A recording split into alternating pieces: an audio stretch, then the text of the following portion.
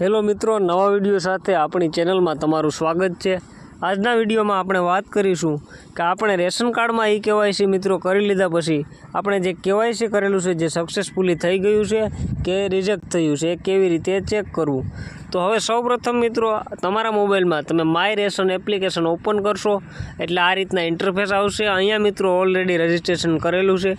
ત્યારબાદ અહીંયા લોગિન કરવા માટે તમે જે 4 અંકનો પિન સેટ કરેલો હોય એ પિન એન્ટર કરી અને અહીંયા નીચે લોગિન ઉપર ક્લિક કરશો એટલે આ રીતના ઇન્ટરફેસ છે જે જોવા મળશે।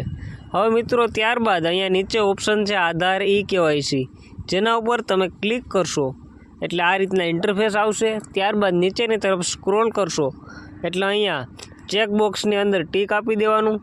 ત્યારબાદ નીચે ઓપ્શન છે કાર્ડની વિગતો મેળવો, જેના ઉપર તમે ક્લિક કરશો એટલે આ રીતના ઇન્ટરફેસ આવશે। અહીંયા મિત્રો ઉપર તમારા રેશન કાર્ડ નંબર જોવા મળશે અને અહીંયા નીચે કોડ દાખલ કરો એ રીતના ઓપ્શન હશે। હવે મિત્રો અહીંયા જે બ્લેક બોક્સમાં જે કોડ દેખાય એ કોડ અહીંયા આપણે એન્ટર કરવાનો રહેશે।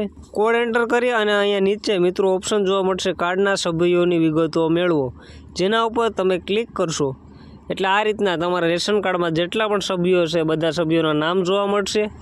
અને અહીંયા મિત્રો તમે જોઈ શકો છો અહીંયા જે વ્યક્તિનું કેવાયસી થઈ ગયું હશે એ વ્યક્તિના નામની સામે અહીંયા ઈ-કેવાયસી યસ અથવા જેનું નહીં થયું હોય એની સામે નો જોવા મળશે।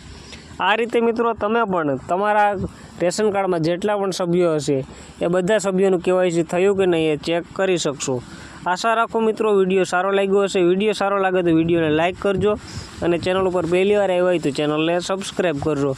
અને હજુ સુધી તમારે કેવાયસી બાકી હોય તો કેવી રીતે કરવું એના માટે આપણે ઓલરેડી એક વિડીયો બનાવેલો છે। એ વિડીયો જોયો અને તમે પણ તમારા મોબાઈલથી કેવાયસી છે જે કરી શકશો।